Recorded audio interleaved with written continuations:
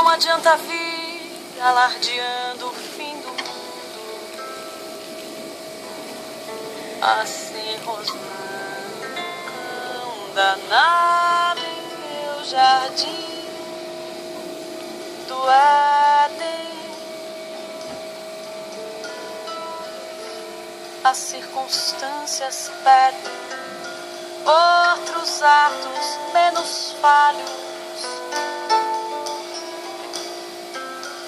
Aliás, contra sua ira momentânea, que lhe faz refém da fúria, uma pedra em cada mão. Tenho a sensação que sei de cor o antídoto.